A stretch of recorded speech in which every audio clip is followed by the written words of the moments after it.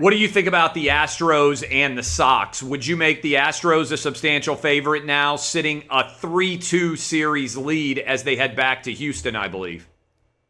Yeah, I mean, they are as far as the odds are concerned, but I don't rule out this Red Sox team at all. I mean, they've shown a level of resilience. I think the last two games have to be pretty disappointing.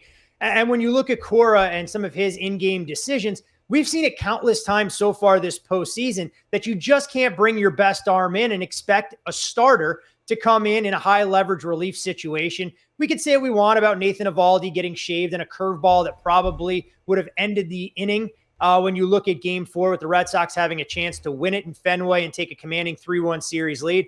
But alas, here we are. I mean, Houston without Lance McCullers, there's nothing you can rely on as far as their starting staff is concerned. And I really believe we're destined for a game 7 between Houston and Boston. One thing I can tell you, though, Clay, I know you and the Travis family are going to be ecstatic if Atlanta goes to the World Series, but I can't imagine a lot of the suits around the Fox offices, whether they're in LA or New York, are hopeful that it's the Houston Astros against the Atlanta Braves in a best-of-7 showdown. All right, let's go to Monday Night Football here for a minute before we go into college football and the NFL. Fabulous environment.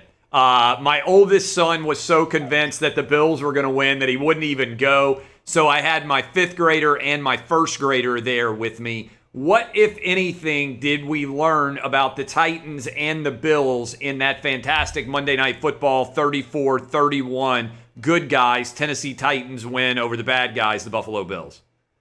Well, first things first, that your oldest son needs to watch this show because I told him that the game was going to be competitive from start to finish. We don't encourage underage gambling, but every now and again, you can kind of read some of the tea leaves. And that also all of our viewers should double down anytime you're advocating for a bet against your Tennessee Titans.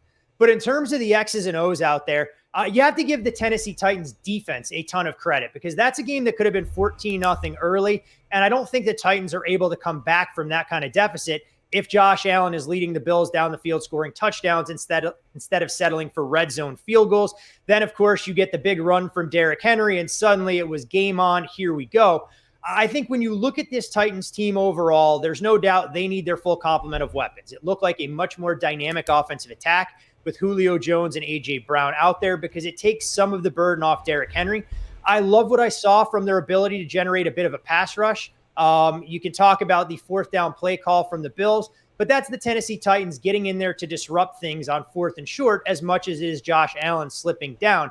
My big concern going forward, though, is with this secondary. I mean, Christian Fulton finds himself on IR, their top cover corner. Suddenly, Caleb Farley, their first-round draft pick, he's going to miss some time. And when you look at the matchup they're going to have on a short week against the Kansas City Chiefs, it would not leave me brimming with optimism by any stretch of the imagination, because for everyone that wants to talk about Kansas City having one foot in the grave, being 3-3, they're still number 2 in the league as far as total offense is concerned, only behind the Dallas Cowboys. And if they can cut down on some of the turnovers, self-inflicted, of course, as far as drops and poor decision-making from Patrick Mahomes, I think it's going to be an uphill battle on Sunday with only 6 days to prepare for Tennessee.